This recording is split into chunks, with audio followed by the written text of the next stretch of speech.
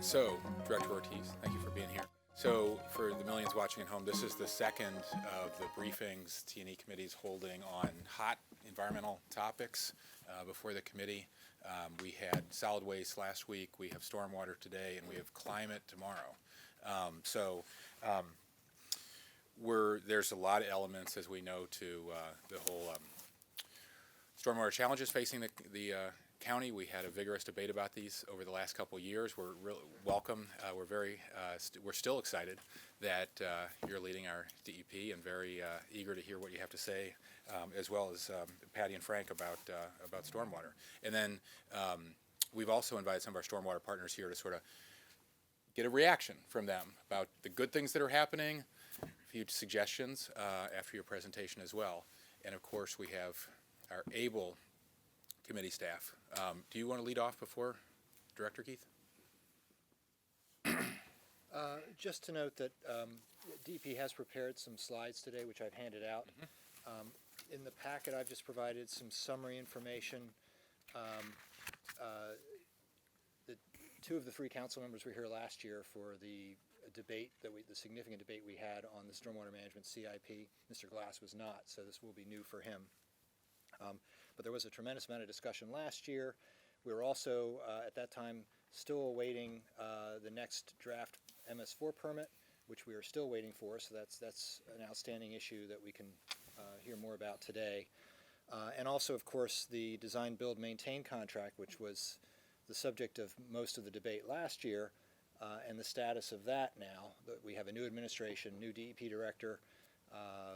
We're a year ahead, or a year further into the process, and hopefully at least have some better sense of where this permit will take us as well. So with that, I'll turn it to the DEP folks to provide their briefing, and then as you mentioned, we have some folks from the Stormwater Partners that you invited to provide their perspective. And I should say too, this is really well timed, and thanks for suggesting this, Adam, that I know you're meeting with MDE Secretary Grumbles tomorrow, and I wanted to get feedback from the committee about what we might be looking for in our next MS4 permit before he talks to the Secretary again. So with that. You got to press your button, sorry. Thank you.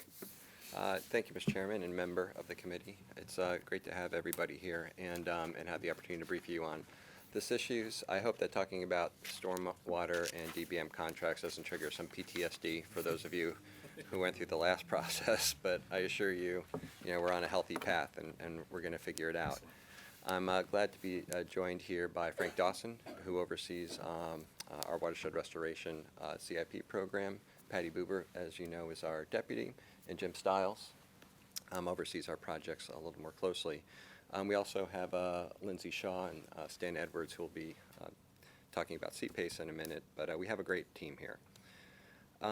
This is a great time for this work, and we're at a really pivotal point. Montgomery County started off with a really ambitious goal at the 20%. That was negotiated with MDE. Bob Hoyt, at the time, who sat in my seat, and set the 20% goal, which sort of triggered a really robust and somewhat divisive statewide debate about how much jurisdictions could get done in what time frame, and what does Chesapeake restoration actually look like when it comes to getting stuff done at the county level. I'm pleased to say that Montgomery County's done well, despite some of the turmoil and some of the debate and discussion among the different stakeholders, be it the business community or litigants or environmental litigants or business litigants. Montgomery's in a really, really strong position. We've submitted two key documents to MDE, which we're expecting a positive response on. One is the closeout of our 2010 permit with the 20% goal. That goal has been achieved. And I'm just going to pause. That's awesome. Because that's a big deal. Can I ask a question? Yeah. That was achieved some time ago, right? When was that achieved? December, end of December last year. But end of December 2018. It was part of the 2010-2015 permit requirements. And so when it wasn't met in the permit time frame, DEP negotiated with MDE a consent decree to complete the work which I think actually was by the end of 2019. It was the end of 2020. 2020. So we finished. So they two- finished Okay. it earlier That's than they fantastic. expected Yeah, in the it's awesome. consent decree, but later than what the original permit, goal was, which Got was it. 2015. Okay. Yeah, that's great news. Yeah. And how much of that was also corrected reporting? Because I remember at previous hearings, there was a certain amount of getting credit for work WSSC has done and other work that wasn't getting accounted for. Right, so it was two things specifically, sewage connections count. Good afternoon, Councilman. So it was just better accounting of those connections to the sewer system, and then also taking credit for new development which restored areas that were previously unimproved. And that totaled around 1,100 acres that were previously unaccounted for. So that amount, in conjunction with the ongoing CIP programming and the pilot paper performance work that was done in the last year, we got across the line pretty well. Frank, is there anything you'd add to that? It's your button. What's that? Oh, sorry about that. The redevelopment, it's just important to remember these areas were not previously treated. As our reporting went, we ended up having a lump, I want to say in 18. And that was because we kind of caught up on the data. So it wasn't as much a correction in information, it was kind of catching up and processing that information, yeah. Yeah, so it's just notable to point out that there was sort of a gap, and I think we're healing that now, gap in perception of what the program was here in Montgomery County, and then what actually was being done. So I think we're like really telling the story, we really have a sense of the condition of our restoration over the last few years.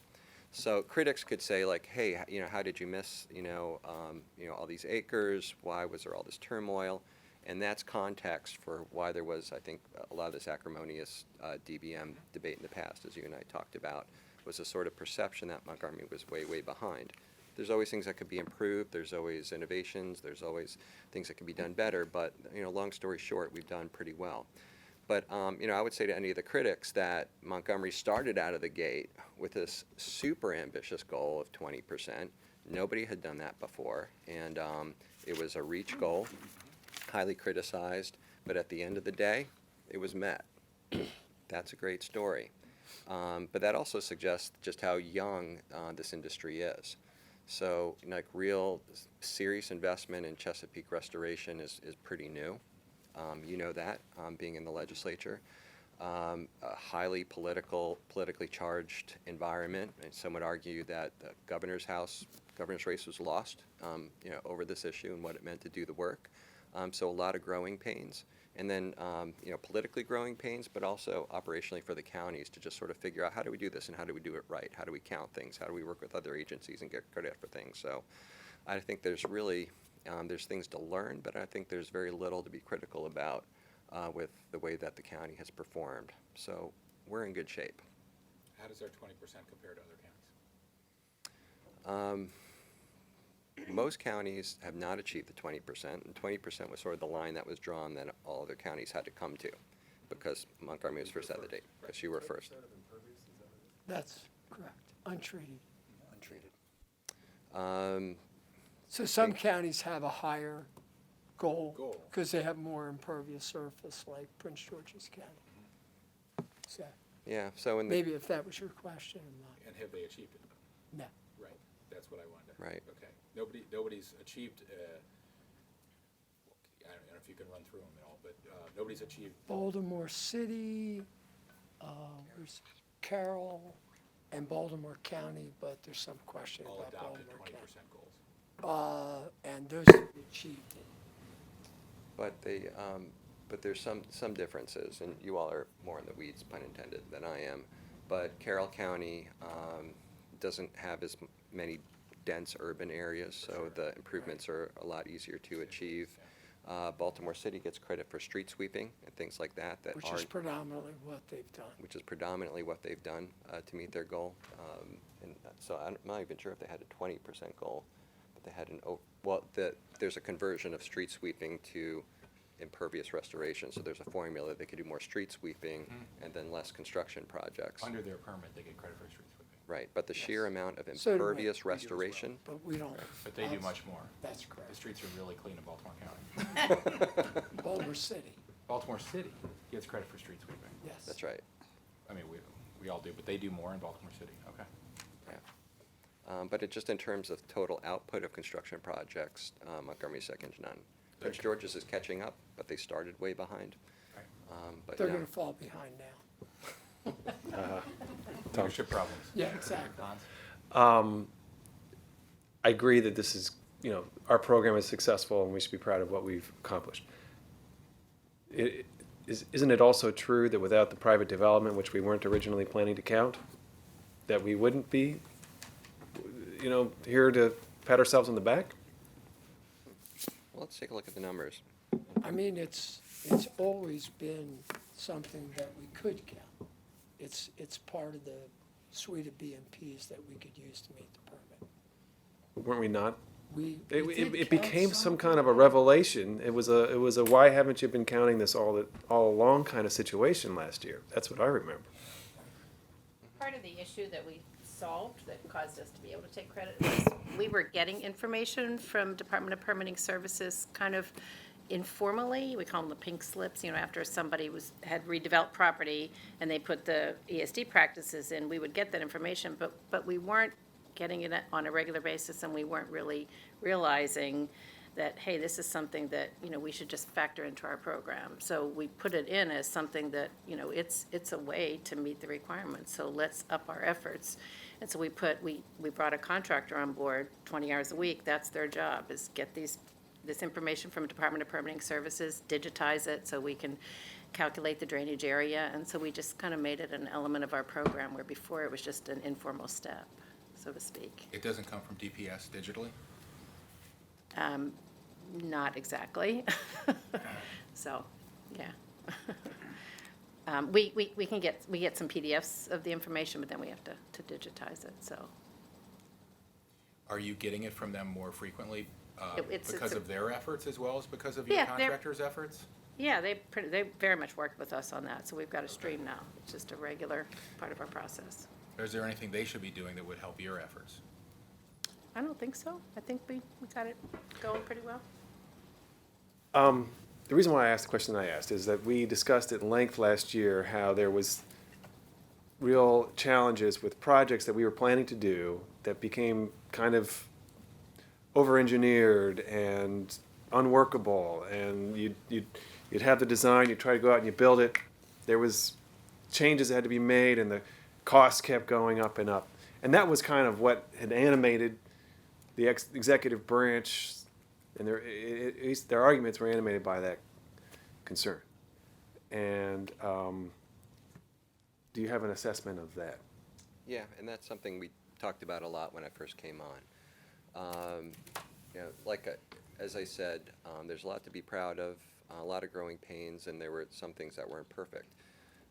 There were our projects that were over-designed, that took too long in design, that weren't getting to construction efficiently, and this is something that Jim and Frank and I have talked about at length. So yeah, there is truth in that the CIP project wasn't delivering optimally. Okay. A fair point. So what has come up, and as I think everybody knows in the room, the county executive has asked me to study the DBM contract and see if what was put out on the street last fall is still appropriate. We're close to making a decision on that, and I'll talk about that in a minute. But one of the big concerns that have come up, including from many of you, is what about all these 38 projects that have been in design, that have been communicated with the community, and is work getting done? Are we just like on hold? And the first thing I want to express is that we do have projects that are in construction now. We do have projects that are in the pipeline. So we are continuing work, not just on the physical improvement, but also on our ongoing programs on the MS4. So we will be making a decision later this spring. But nonetheless, work is still continuing. So Adam, if I could just add a little bit of detail to that. We have 14 projects that are ongoing. So in the previous permit, our goal was 3778. So we have almost 500 acres in these projects that have been built or under design and construction. So we're not sitting around waiting for our next permit. We're continuing to work. We also, the Rainscapes program is very active, tree planting, et cetera. 500 completed projects. No, just when they're all done in 2022. When they're all done. These projects, yes. There'll be 500 completed. 462 acres, I think. Okay, how many are completed now? 5. 4 under construction and 5 in design Projects or acres? projects. Not total. Right, there's 14 projects, Yeah. 5 completed, 5 of, okay. 4 in construction, 5 in design. Sorry about that. Now, these are not to be confused with the suspended projects. These are projects that were, Correct. even last year, we had talked Right. about projects that were moving They're forward. moving forward, right. Even with Correct. the DBM project looming ahead, these projects were still intended by DEP to be completed under the old process. Correct. Okay. So before we can really talk about the DBM and where we're looking to go, I want to talk a little bit about the next permit. So as you mentioned, I'm meeting with the secretary tomorrow. Yesterday, there was a meeting at staff level to just try to get a sense of what's going on. We have, slowly it's kind of coming into focus, and I'm happy to share what I know. And I know the advocates also have some perspective as well. We still are expecting to hear in June definitively about what the permit is. We have, the discussions have gone away from moving, of focusing on impervious acres as the metric. It's a metric, but it's not the leading metric. It's not the currency of whether you've complied with the permit or not. Instead, they're going to be moving to a TMDL measure, and that's an acronym for total maximum daily load, which is, in better terms, the pollution diet. How much pollution do we control? And the pollutants are nitrogen, phosphorus, trash, and Sediment, sediment. bacteria. So what that means is that not that we're not going to be building projects and not that we're not going to be treating acres, but really we're going to be trying to be more selective about choosing types of projects that capture the most, because we're going to be measured on that. One of the criticisms, both from people who support the methodology in the past and those who didn't, is an acre is not an acre. Different. Not every acre is treated equally. An acre in a more distressed, more urban environment is going to reduce more pollution than someplace there where there's less activity. So we've asked, and this has been an ongoing negotiation among the counties and MDE, is like, well, what are we really trying to do here? Are we trying to just restore, impervious acres anywhere? Or are we just trying to reduce pollution? And the focus is to reduce pollution. So that changes a little bit. So if that's the perspective, that does change a little bit how we want to, manage, $100 million worth of projects over the 6 years. And that would directly impact how we design the DBM. So during the last discussion, the context was different. It began several years ago. It looked like the end post was way out, not even in sight. Now we have the benefit of actually having, crossed the finish line, not to mix metaphors, and we're going to have a different model. So these are some of the things that we want to get just a little more intelligence on before we make a decision. This will be not something that just you have requested, but it'll be MDE's metric for measuring success of all the MS4 for all the counties that have them, correct? It will be different for every county, but They won't all be measuring TMDLs? well, the levels will be different for every county. Sure, but the they are sort approach of different. TMDLs instead of acres Yes. will be a statewide approach, which makes much more sense, because you're right, converting an acre in Carroll County, say, there's a lot less pollution than converting an acre in a dense urban environment. So I'm going to overcomplicate it for just a second, because Prince George's County, potentially, and Anne Arundel County traded to get there. They're still going to have to complete that 20% IA, so that's likely to be part of their next permit. where we completed that, so we wouldn't necessarily have a requirement. You're not a candidate for that, yeah, okay. Is the TMDL measured like just in downstream somewhere? How does that measured? It's modeled. So it's modeled on the type of facility, how much it's treating. Yeah, I mean, Is there there's an anything else? assessment that determines what's the allowable pollution of, say, nitrogen in a watershed, and the objective is to stay within that threshold. If you're over it, And do you measure the amount of pollution in the water? it's Can you move more, closer, 'cause they can't excuse hear me, on the TV, it's sorry. more modeled than it is measured. Okay. But that's a good question about, looking in the future at our monitoring programs and determining if we should be doing more monitoring like that. But we do have monitoring. The models are just the most effective way to just kind of get projects out and choose projects from a desktop perspective, which is where it all starts. But there is ongoing monitoring. Actually, Montgomery has a very robust and pretty well-staffed monitoring program, so we're able to monitor stream health to see if the streams are in fact getting better, which helps us measure the effectiveness of the work that we have done, but also be a guide to that in the future. But the model is the driver. Director Ortiz, question on that. The change in the modeling, how do you expect, understanding that it's not on the street, right, the revisions, how do you expect that would affect the $100 million program? There's sort of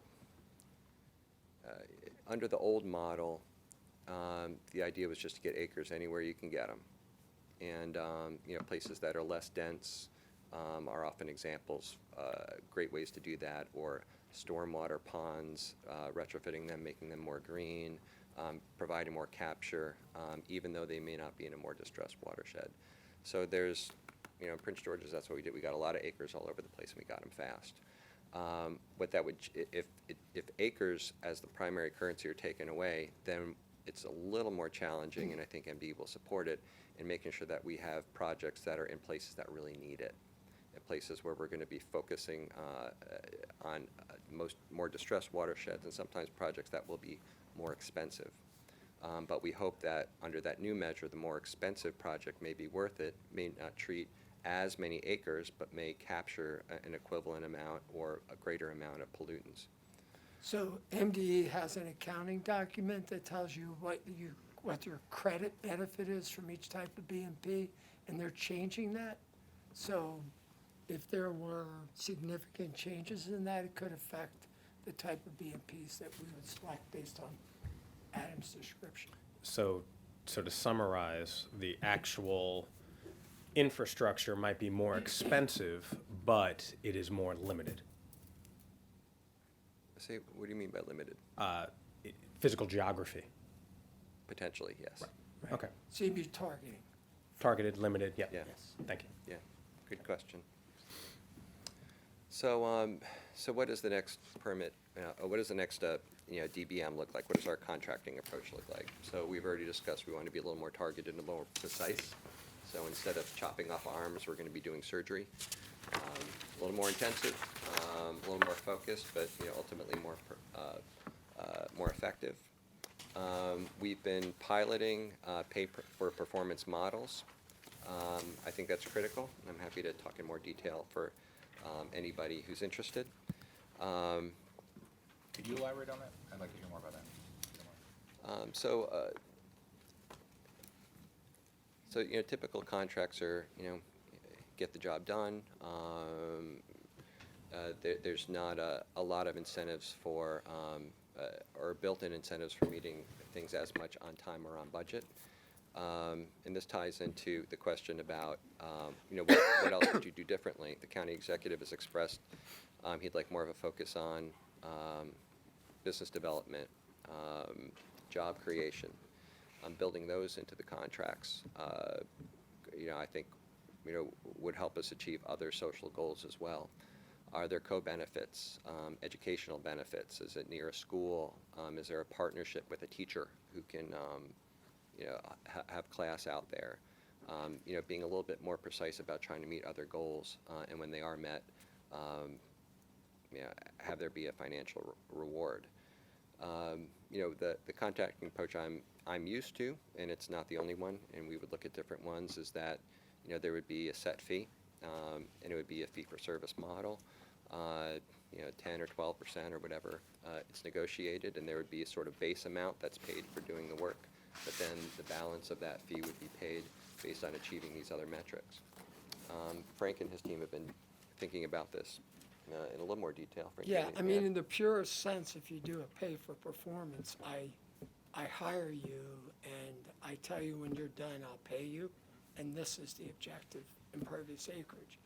And that's where you transfer all the risk to the contractor. So when you transfer that risk, they probably are also driving most of the decision-making. So as you increase the criteria for which you're directing the work, the less per se cost benefit you're going to get, because you're narrowing the area that people can work in. So the challenge is, in doing something like pay for performances, how do you balance those competing interests over time? So it's, I mean, we've done one round of pay for performance, and I would suggest we probably, in hindsight, wish we'd had some payment levels along the way to better incentivize and track the work. And we probably would have preferred a little bit more oversight, because that model has no oversight. Pay the bill at the end. So, Right, it's more classic contracting. Does that model in this area at all, do you envision limiting the pool of contractors that are willing to bid on it? well, yeah, if you're going to make it so you have to finance, then local small businesses, we've had this discussion, they're going to likely be, in a minimum, they're going to have to be a sub and not carrying that liability. So, yes. And aside from them having the cash to get started, are there just more contractors in this field that aren't willing to work under under the model? We did 2 RFPs on P3s. I think we had 7 or 8 proposals on the first, and we did a second one on streams that we canceled because we moved all the work into the DBM, and we had a lot of good proposals. So, to this point, it doesn't seem limited, and, state highways, Anne Arundel County, Annapolis have all used similar models. And it's possible to structure a contract that prioritizes small business development, growth, participation, and have high targets. A lot of this work is not high barrier to entry, so excavation, building trades, stuff like that. So I think it's possible to really have a good family of contractors that are, mobile and focused on disadvantaged. Some of the other deficiencies that we're concerned about in the DBM that was put out that we're looking at is it doesn't provide a lot of flexibility for the department. Almost the entire capital budget was really invested in this program. So if something came up that really wasn't in the portfolio of the contractor and we needed to be nimble and flexible, we wouldn't necessarily have the funds to do that. A little concerned about the disconnection between the design and the build. In my experience, it's always better for those teams really to be working closely together. So, designs are practical, and also and they're connected very closely to the folks that have to put them in the ground, and that those folks have a relationship. Some designs can be dreamy, they can be expensive, they can become dated, and since we began this, debate some of you were involved in, there's been innovations and changes and efficiencies. Also, in a big, if we're able to have in a generation of DBM, that the benefits of aggregation, can be remarkable. So instead of doing these one-off projects of disconnected teams, there's only a certain number of BMPs, a certain numbers of types of environments. Designs can be easily transferable, among different sites. So, a rain garden here doesn't have to be all that different than a rain garden there. So there's, essentially potentially some duplication. And then finally, when they are managed sort of from soup to nuts by one group, you find that different teams of contractors have skill sets and efficiencies and specializations. So somebody's really good at sand filters, somebody's really good at trees, somebody's really good at such and such. So you're able to move those teams among those types of projects in the portfolio. So that kind of flexibility from a sort of an overall enterprise project management perspective, I'm not feeling there's a ton of that ability in what's been done. That's something that we look at in a possible next generation. Also focus on socioeconomic outcomes. I talked about it a little bit, but small and minority participation, putting projects in historically underserved neighborhoods. That's really wasn't in the purview of the last contract, and that's something that I think the equity issue is something I think we're all very concerned about. So we talked about TMDLs. Just something to highlight. These are other issues that are outside of the sort of construction environmental perspective. Is we have a lot of programs that go to pollution reduction that aren't building stuff. Pet waste for one. The rainscapes programs that I know that you're all familiar with. So those programs will continue to be robust and probably grow. You asked what would change under a new permitting modality, and one of them, if the focus is on pollution reduction, then pet waste, for example, is something I would perceive a much higher profile, which I don't know how much time we want to spend in committee going into the details on. Yeah, it's very technical, but that actually is the most cost-effective way to reduce pollution in the industry. There's, with climate change and increased severity of storms and more rainfall, we're going to see more and more incidents of localized flooding. That's an issue that we haven't focused on as a department, and that's sort of in the industry a quantity issue, and the Chesapeake Bay stuff has been focused on quality, water quality. So that's just something on the horizon that we're beginning to raise and just be prepared for in an era of resilience. Related issue is in a lot of powerful residential market areas, small homes are being demolished and then big homes are being put on the same footprint. That's an increase in impervious, going from a 1,200 square foot house to a 3,000 square foot house is creating localized drainage issues among neighbors in the street. And I know I've heard from some of you about that. So that's an emerging issue that we're beginning to work on as well. And then finally, really interested in moving to a focus on distressed watersheds. So it's a big county. There's lots of streams. We have not historically had a focus on the ones that are in the biggest trouble. And in general, and this is a generalization, but in general, the Anacostia watershed, which is the eastern and southeastern part of the county, is much more distressed than the Potomac watershed. That also is the more diverse, more socioeconomic, diverse area. So equity issues. So we want to pay more attention to that part of the county because that's where we're going to have potentially the biggest impact for our investment. A few other things just to put on your radar. Communications have been a big issue. Communications with the community on these projects, and really pleased to have our stormwater partners that have been key allies in all of this. So we're going to continue to do that.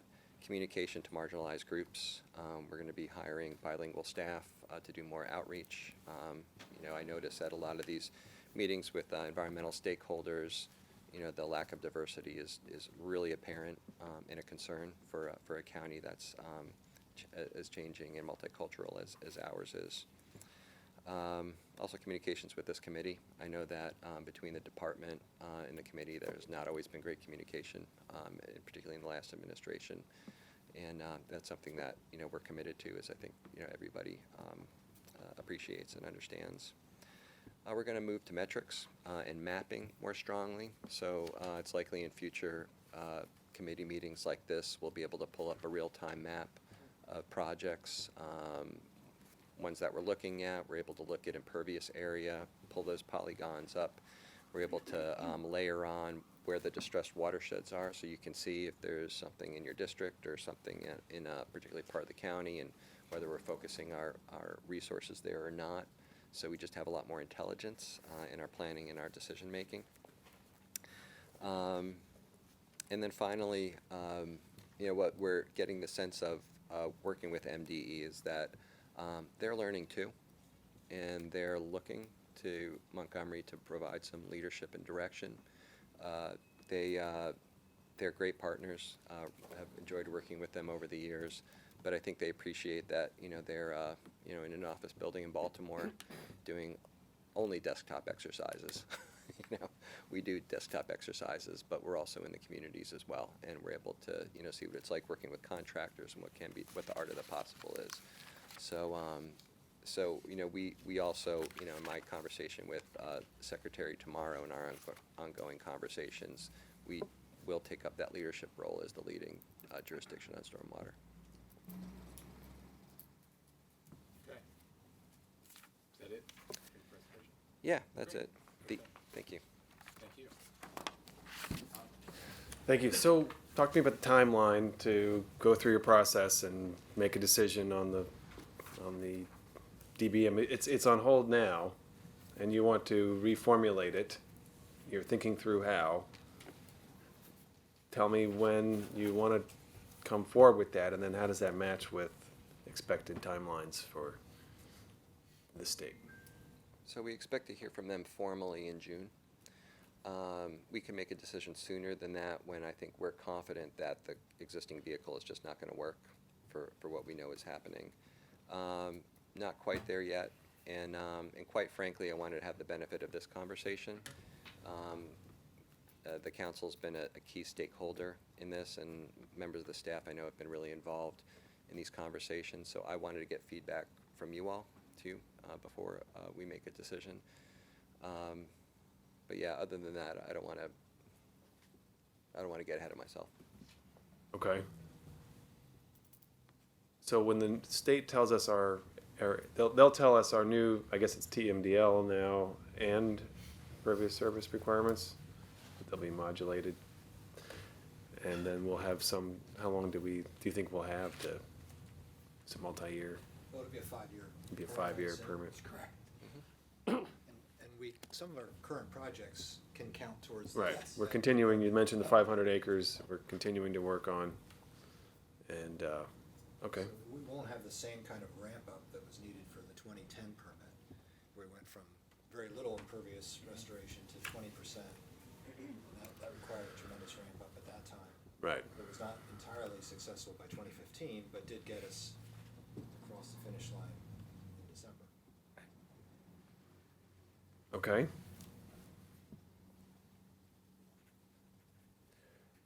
All right. We'll get there.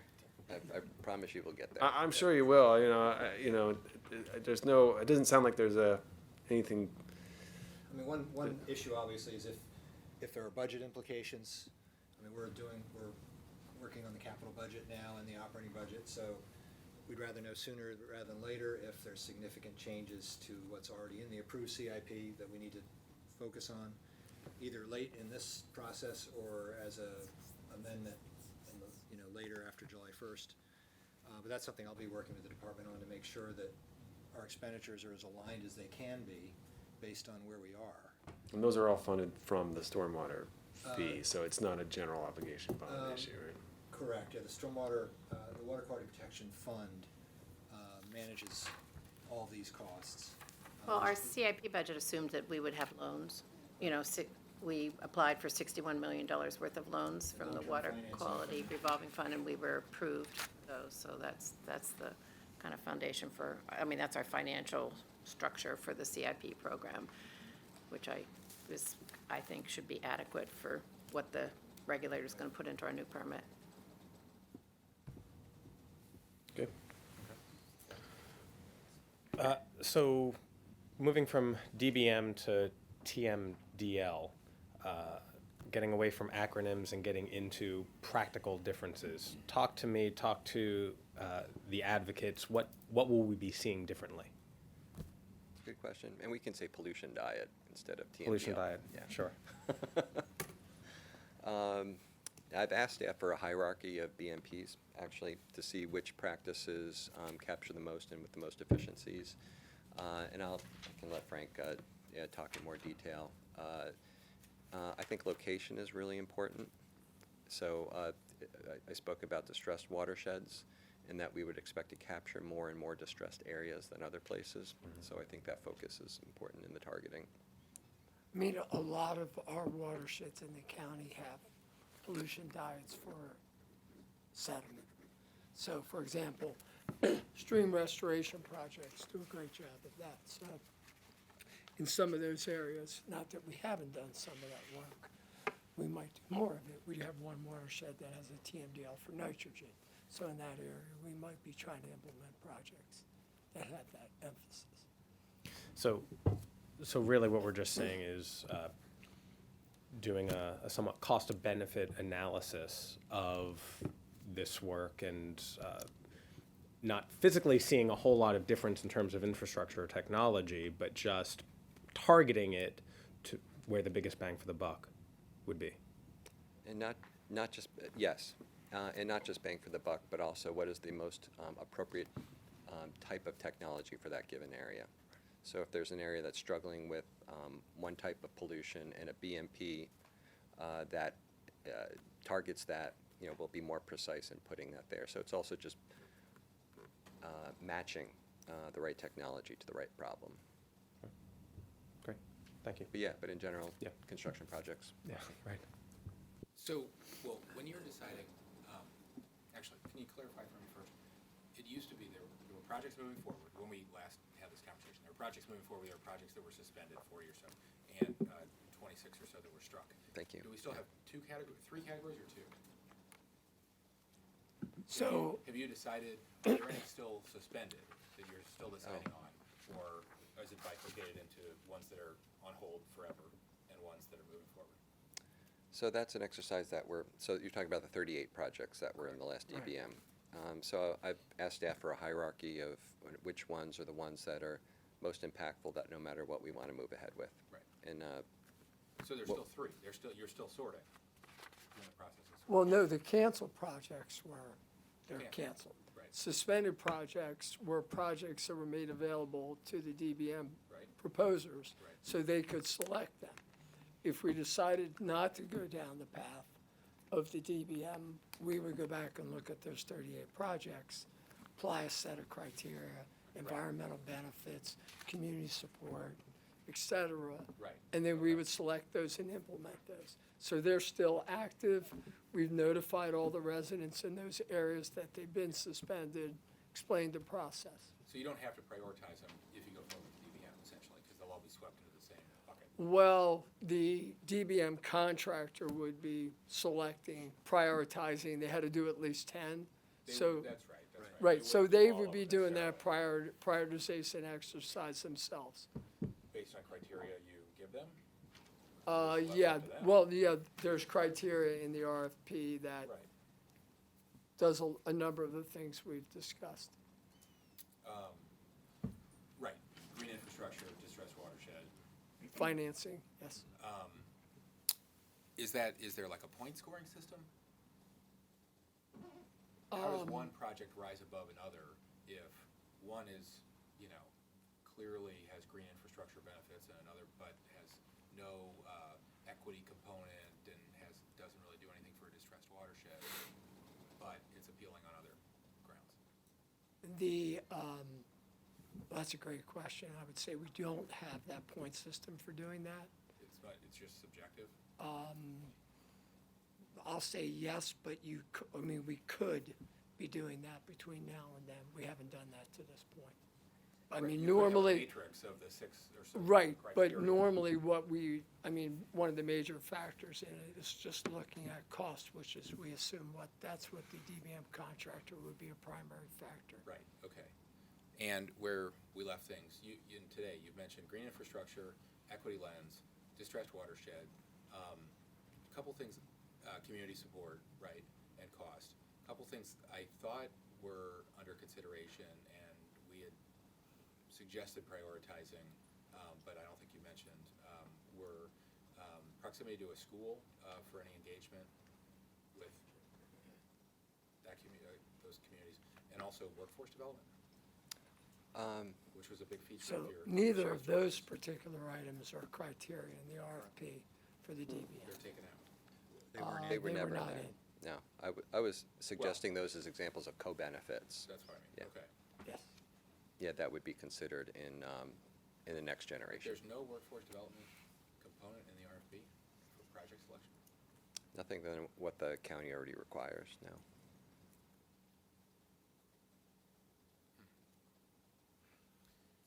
I thought that was something we really wanted to Well, prioritize. correct me if that I'm we wrong. admired No. about I don't your think so. No, it's Prince not. George's DBM. Right. And all the appeal it had across the county in all the different councilmanic districts, and the ability that the contractor had to work with different churches and community groups and boys and girls clubs and whatever, to have lots of community benefits and lots of workforce development. But I really thought that was the direction we wanted to head. I'm sort of surprised that that's not even one of the 6 or so criteria. Yeah, my understanding is that at the time, the primary goal was getting lots of acres done as fast as possible, because there was this perception that the county was far behind and had to catch. But now we know we hit our goal. Right, which is why I think it's worth reconsidering what the organizing principles are Focusing on for, yeah. Quantity over quality, or quality over quantity, yes. Yeah. One of those. You know We what I mean? understood, Yeah. yes. Those key words. To state what may, to state the obvious, I guess, but I don't know how obvious it is. You're here because you're sort of seeking some reaction to your desire to rethink the DBM, just like very fundamentally. So, that's the dialogue we're engaged in right now. So you've raised a bunch of important points about how that DBM could be tweaked, and then we thought it doesn't sound like you're saying throw it out, but there are some weaknesses and some flaws. I should say, it doesn't sound like you're saying don't do a DBM approach. I haven't heard that yet, at least anyway. I'm hearing more about concerns, improvements that we could make in the approach, Yes. which I agree with. You mentioned earlier, but I just wanted to emphasize the minority contracting, women-owned business contracting component. I know that was a success point of the Prince George's model, and we should have it in our model also. Yeah, thank you. Agreed. No, I like the DBM approach, and happy to talk at length about it. I don't know if I would characterize them as weaknesses, but I would just say different priority, different outcomes that the last contract was set up to achieve. And those seem to be a little bit different than what I've heard from conversations with you all and expectations from the community and from the county executive. Actually, you just made me remember another question. Frank, how many stormwater management devices do we have in the county? Wow. Amy, how many stormwater?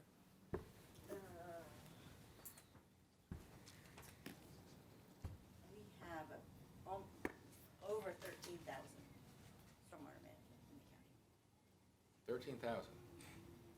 Not all built by us. No, Right. development. No, for private, sure. public. Most not built by, right.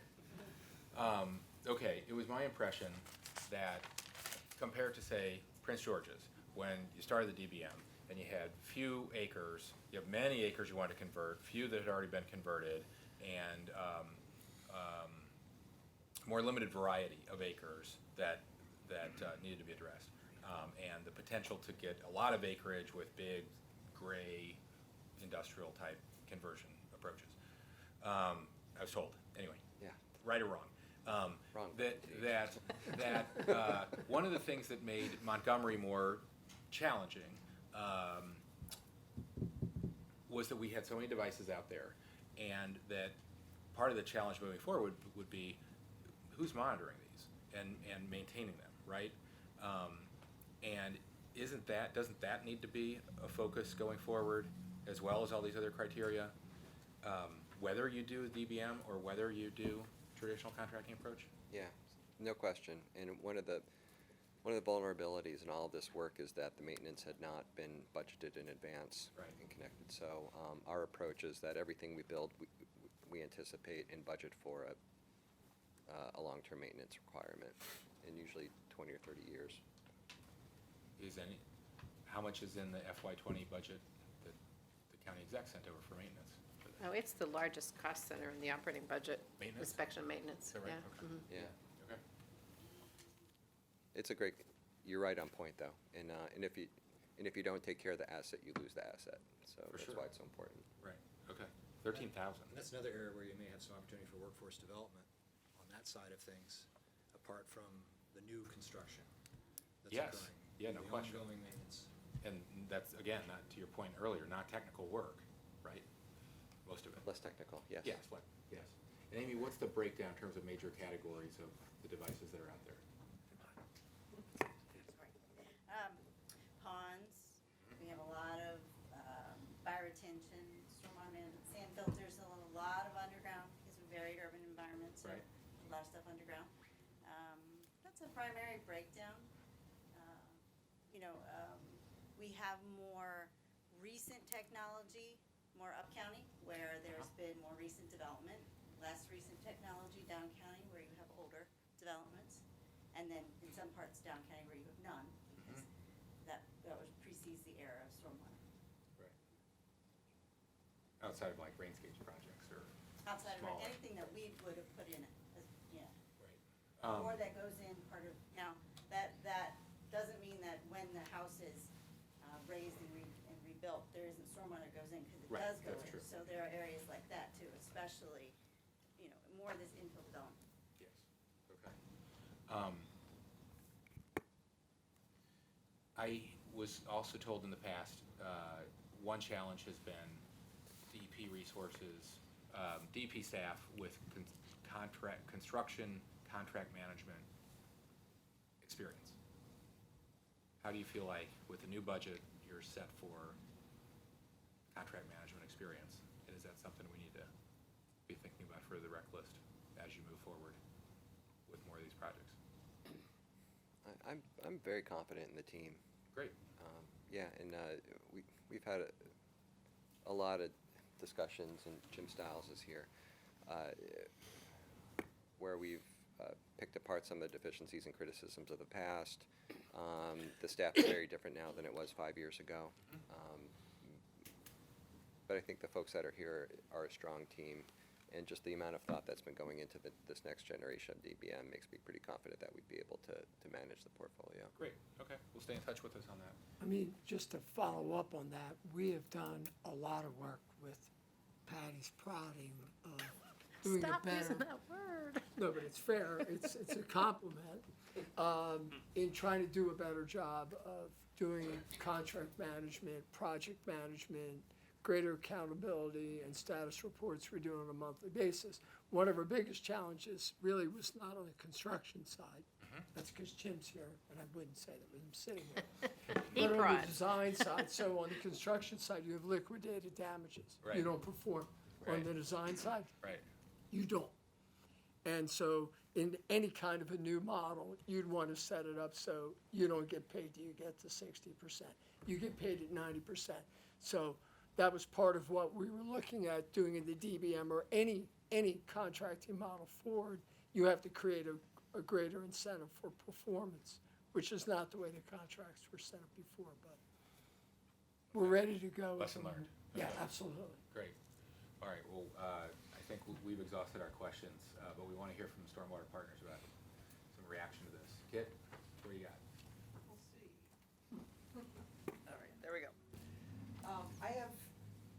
Thank you for inviting us, and this reinforces the fact that we function and have functioned and continue to function as a team, and I think that's critical, that's a bottom line critical factor to the success of any of these kinds of projects. And I'm talking about us as reflective of the woman on the street, who's trying to understand this and wants to help, may not understand how to help, but with a combination of all of us, we can get there. I want to talk about green streets, rainscapes, and breaking down silos. Green streets I know about very personally from Sligo Park Hills, and impaired, one of the very impaired parts of the watershed. There were, it was done as in green infrastructure, it was done very comprehensively. It was done with a tremendous amount of flexibility in the design, and it wasn't just what you're talking about, the conflict between design and build, but how do we make this work in a community? Because the original designs sometimes didn't make sense, but with ongoing meetings with the communities, we honed those, both in the design, but also even in the build stage, and it seemed, my perception, and I know DEP and DOT's perception, because it was a joint project, was that really we ended up with a project that made a lot of sense and that worked better in a lot of ways. So whatever we do, and that's part of my concern about a DBM, is that that might be harder to have that happen. Rainscapes, I'm really eager for rainscapes to continue, maybe in a bigger way than we have before, because that's really where you can take an advantage of other communities. I mean, a green streets is a whole project, and it's much more cumbersome in some ways. But rainscapes, it's this whole block, or you get a bunch of people who want to do a bunch of things, and you can really make a difference with eager people. Still focusing in distressed areas, or however you want to do it, but you can focus on diversity. You can go into Langley Park and and really figure out how to talk in Espanol, and figuring out how to get folks engaged there. And working with Friends of Sligo Creek and Neighbors of Northwest Branch, and CASA and all the other partners who were there. Audubon Naturalist, which has a project they're doing just this weekend. Also, rainscapes can facilitate collaborative work, I think, in some ways more easily. I mean, my rainscapes project, I take it personally, was a DOT-DEP combined effort. And I would argue in the siloing department that anytime DOT is about to repave some streets, you get DEP in there before to see whether it makes sense to do some rainscapes kinds of projects, or arguably green streets, but certainly rainscapes project, because that's the time to do it. I mean, I look at our COLA where there was some DOT work, and then they went back and did a rainscapes project, and I was like, banging myself in the head, because it made much more sense to do that in the reverse, and it's cheaper. In breaking down silos, I've done a lot of work with parks, and I love doing work with parks, and Parks is doing great projects in the parks. And one of the things that I've promised to do, I promised Andy, I promised Jay, that I would try to get DEP to work collaboratively, so that when Parks is doing a project in the parks, in the little streamlets that are feeding into Sligo, that we make sure to try to do stuff just outside of there that is DEP's jurisdiction. And we can do it collaboratively with the watershed groups to make sure that upstream there's volume capture before it hits and blows out, Andy's beautiful or Matt's beautiful project they just put in. Because it makes perfect sense. Again, it's, you're across boundaries of jurisdiction, but that water flows straight through there. And if and to do it effectively, you need to make sure that you've got DEP and Parks working together on those. And I'm sure there's DOT examples of that in a DOT in a neighborhood. I think that's my rant. Great.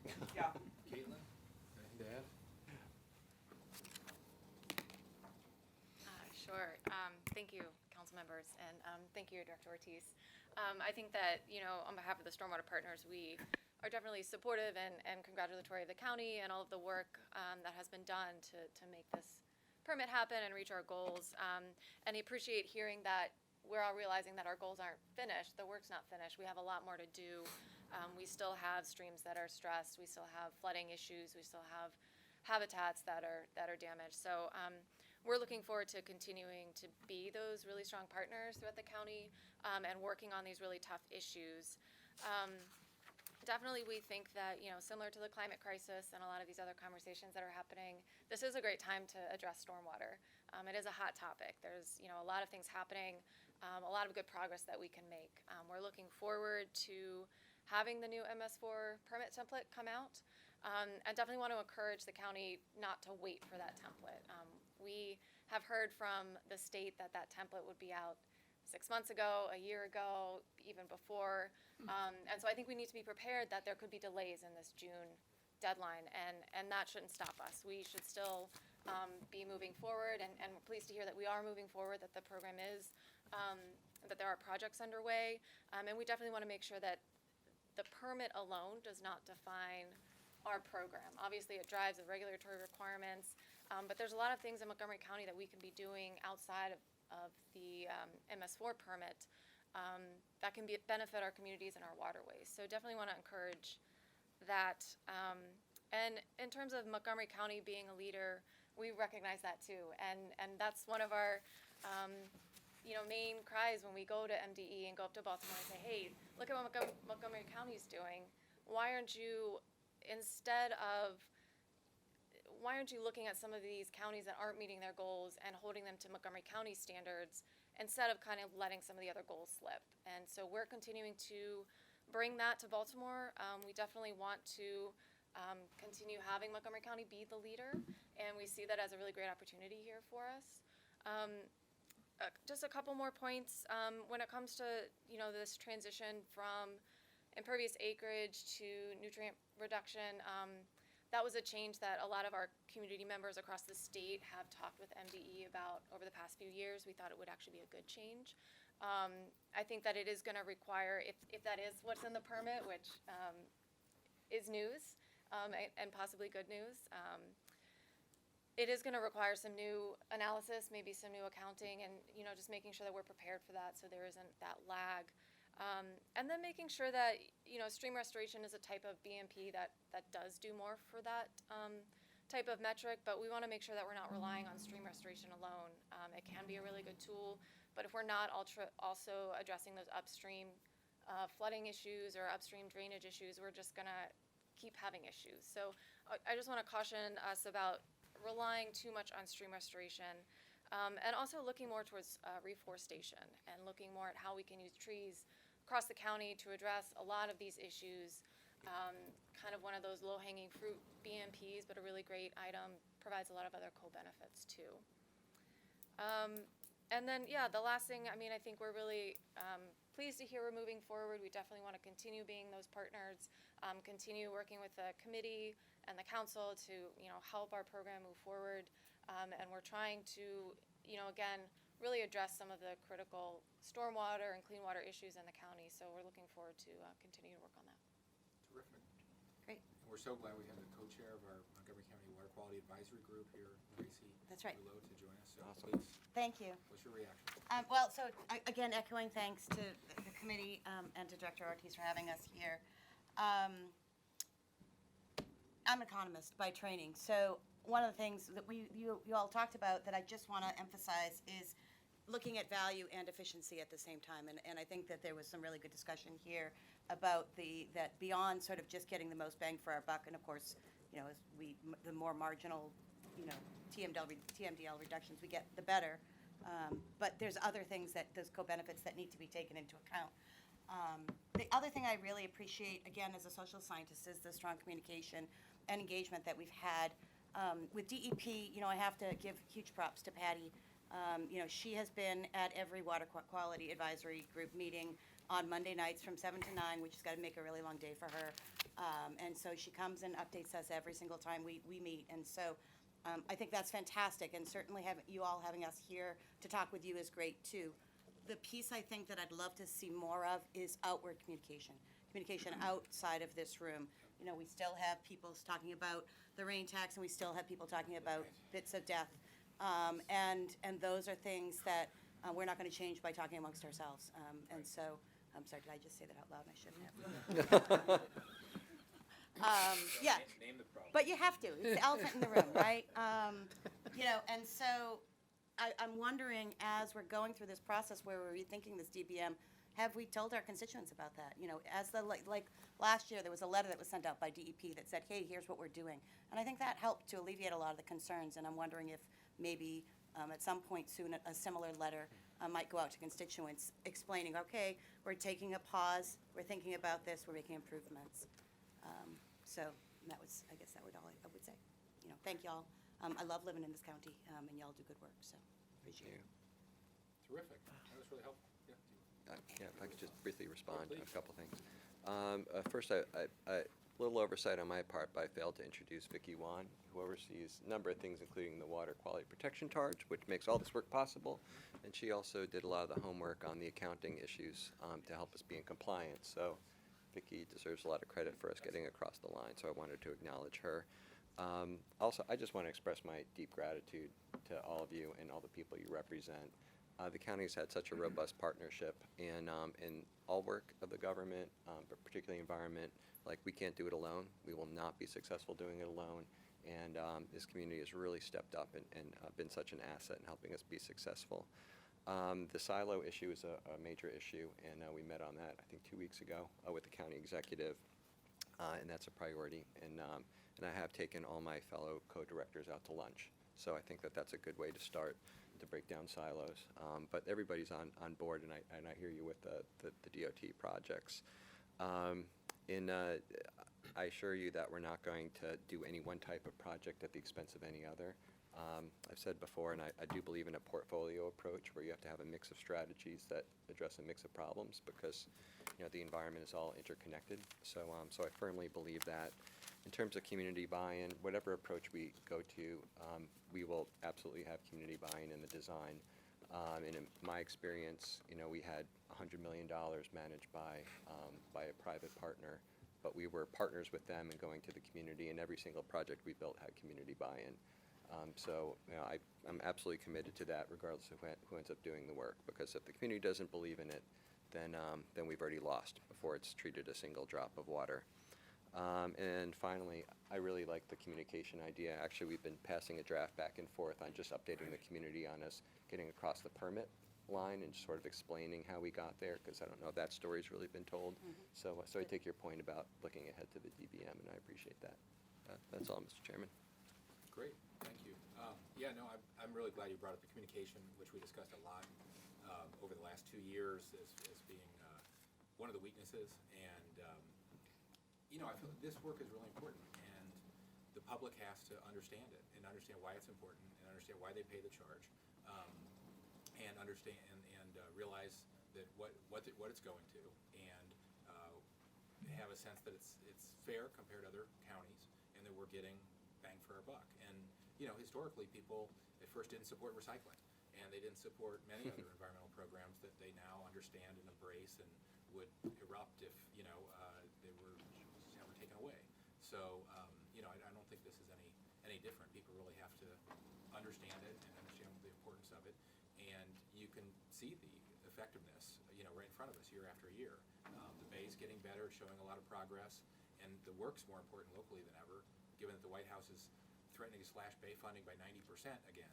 And we know that watershed, Maryland needs to continue to show leadership, and Montgomery County needs to continue to show leadership within the state. So I'm really grateful for everything you're doing, grateful for everything you're doing, grateful for all our hardworking staff at DEP, and looking forward to the big decisions ahead. Hans? Those were nice summarizing remarks. I just want to add one comment.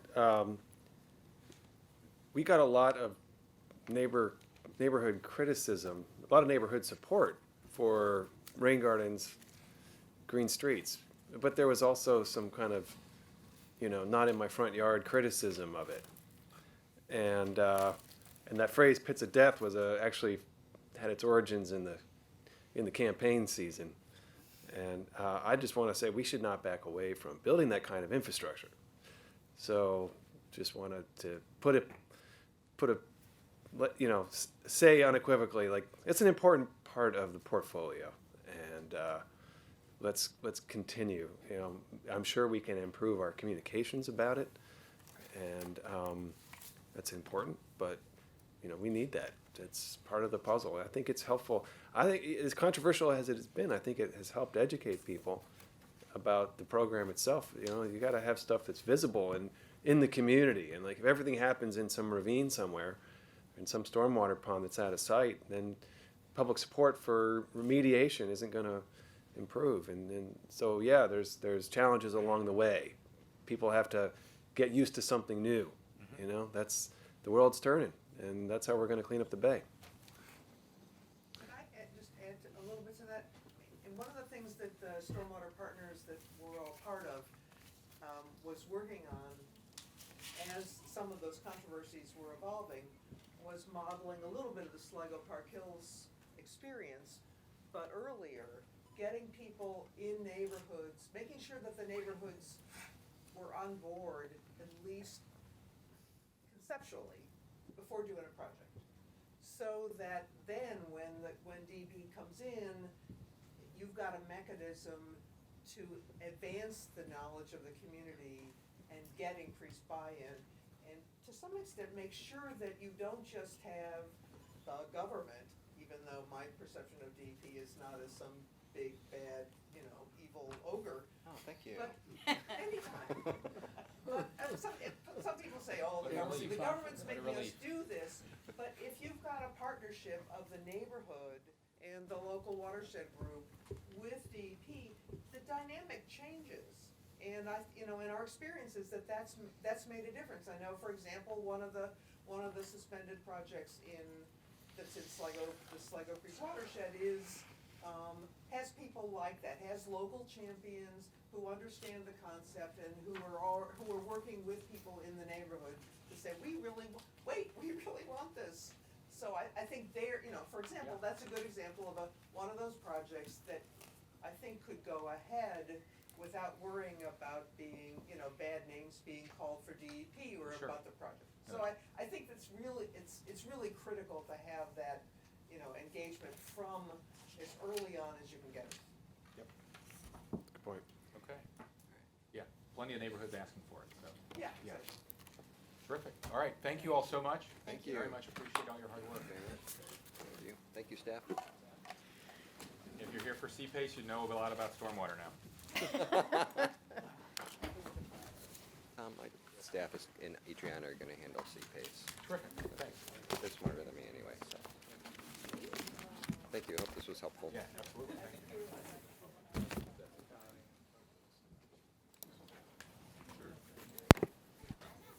Thank you all. Thanks, Kit.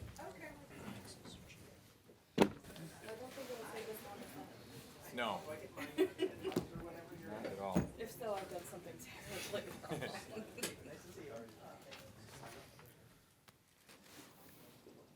Okay. Amanda, take it away. Sure. Right in front of you is Bill 719, which would expand the county's CPACE program to new construction. The sponsor is yours truly, Mr. Hucker. There are a couple of issues that are identified for discussion in the packet, and I can either walk through them right now, or I didn't know if, Mr. Hucker, you had anything opening you wanted to say? All right, well, then we'll go to the first issue on the first page, which is the testimony the council received was universally supportive of the bill, which doesn't happen all the time. So the first issue that was raised was a question about whether or not the bill would cover projects that are currently under construction. And it was my belief, as well as executive staff, that it would cover projects in construction, so no amendment to the bill is needed. The second issue, moving right along, is that the Sierra Club and 350 MoCo requested some clarification to the language to ensure that for new construction, that you have to, the builder has to exceed the energy conservation requirements that are in the code at the time of application. So if the requirements were to be more stringent, say 5 years down the road, that they don't get to receive CPACE financing for today's energy conservation, exceeding today's energy conservation requirements, it would be the requirements then in effect. So I've got some language in the middle of page 2 to clarify that. Okay? The clarified language, yeah. Yes. Yes. Okay. And then the third issue that's in the packet is Ms. Freeman pointed to a Connecticut program in which eligibility to participate in the CPACE program is triggered based on how much the project exceeds the current energy conservation code. For Connecticut, it's 10%, and I noted in the packet that in Arlington County, CPACE can be used for new construction if it exceeds the current code by at least 15%, and the maximum loan amount is essentially equal to the amount that you exceed up to 20%. So if you exceed by 16%, your maximum loan amount would be 16%, and so on and so forth. So council staff is supportive of that in concept, but wanted to hear from executive branch staff about implementation and other issues.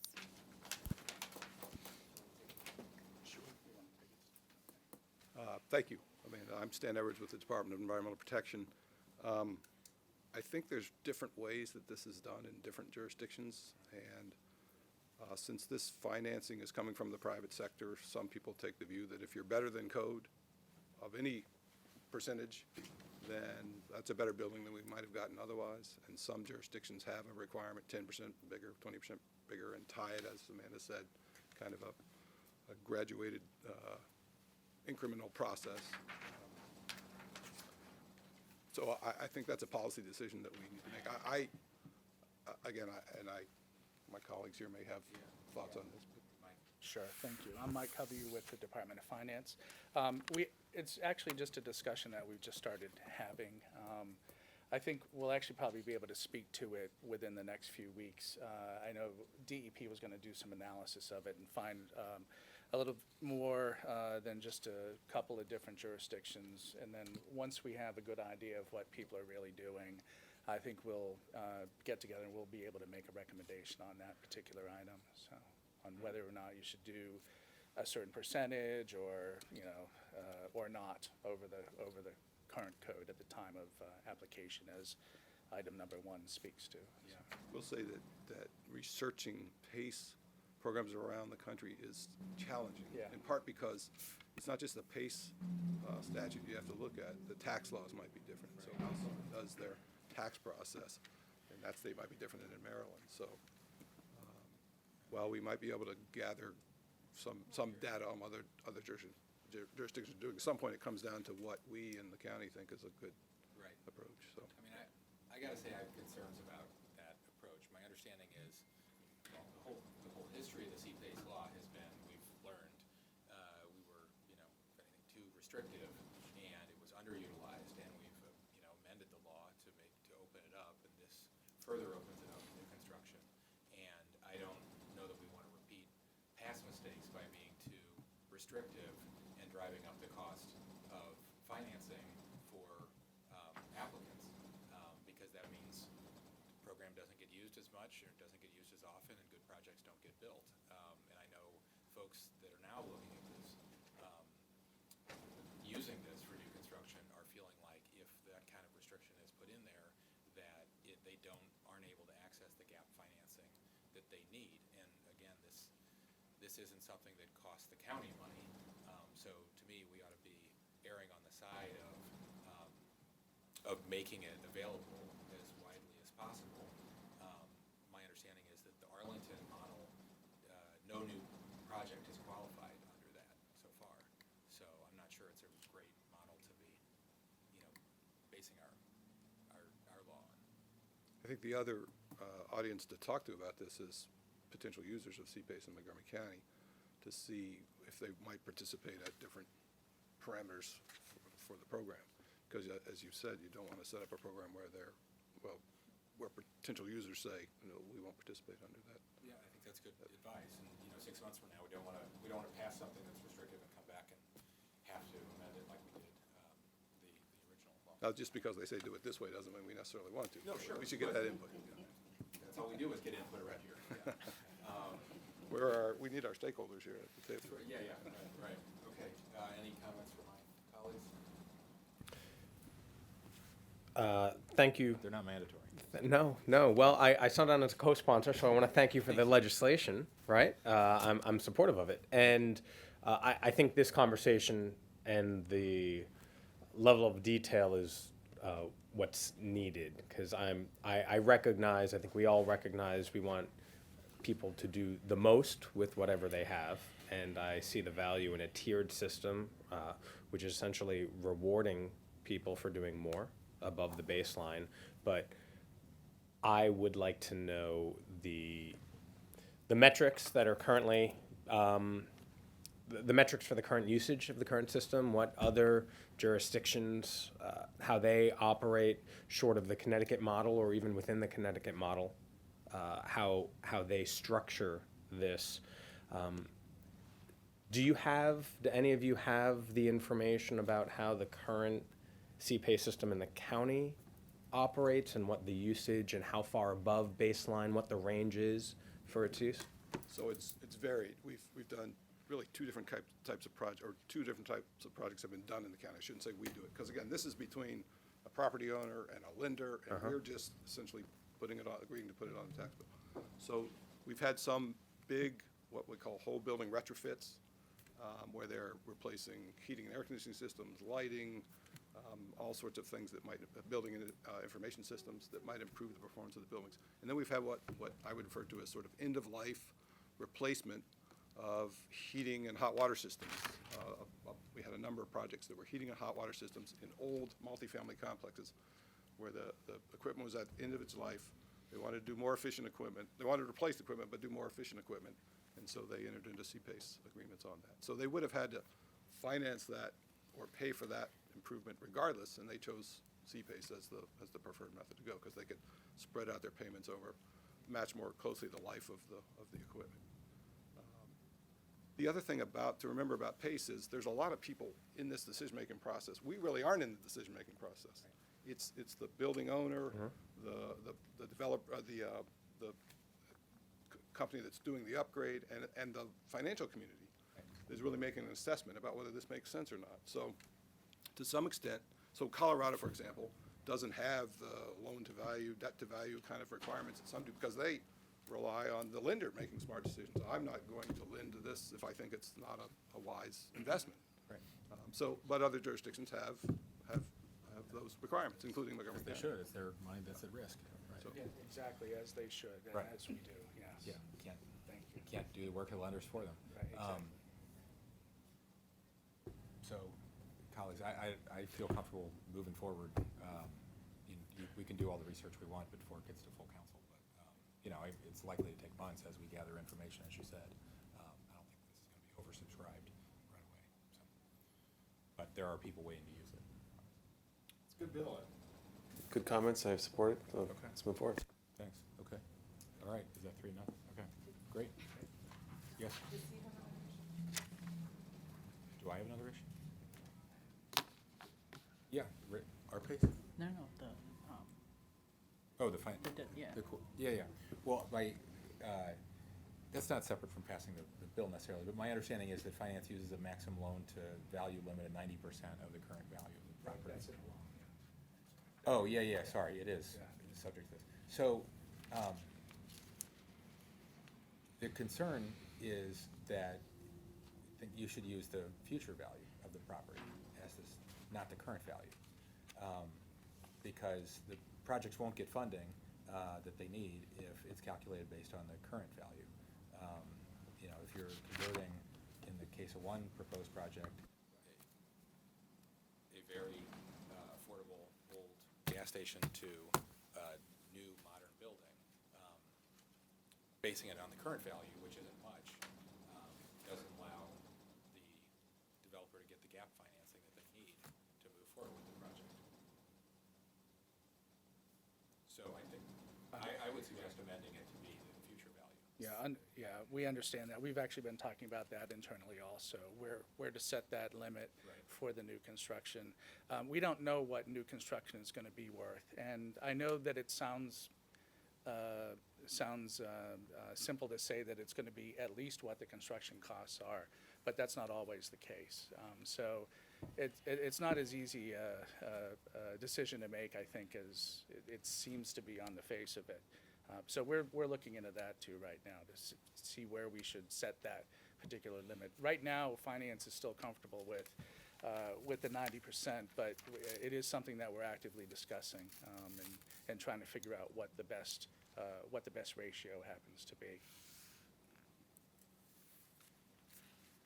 That probably is something where we can get some good evidence from other programs, because that's going to be an explicit requirement of the program one way or the other. So hopefully we'll But be able to. again, it's not the taxpayers' money that's at risk. Well, that is true, but what we don't want is them to be over-leveraged when we're actually putting these loans on the tax bills, because it could have an adverse effect on certain things that the county has to do in the future. So it's something that, if you will, we'd like to actually take a look at and make sure we're okay with wherever we're going on it. I don't really, at this point, I can't really say if 90% is going to be the correct number for the new construction stuff. We can say that it's going to be 90% of the amount of new construction, what they spend on new construction. I think we're comfortable with that, because that sort of is the way the current law works on the actual assessment or appraisal. We could use the appraisal too, 90% of the appraisal for the property as a completed property. Those are two different ways of looking at it that will give you roughly similar results.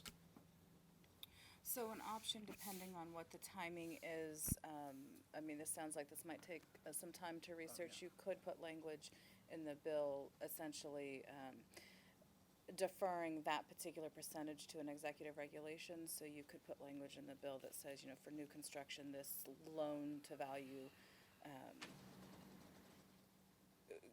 can be determined by executive regulation.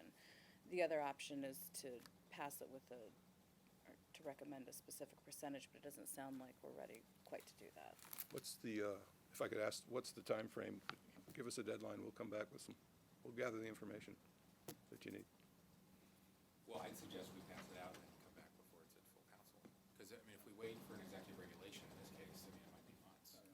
Right. So that's why I was asking, when do you expect to take it to full council? Amanda? It's not presently scheduled. There are legislative sessions on the first and third Tuesday of every month. Well, And that's why, it just depends on, how eager the council is to put this on the agenda. if we're going to wait for this piece of information, I quite frankly would like to wait for the other piece of information, which finance has said that they're prepared to research, which is whether or not it should be a tiered system and how that operates in other jurisdictions to further reward those who want to do better.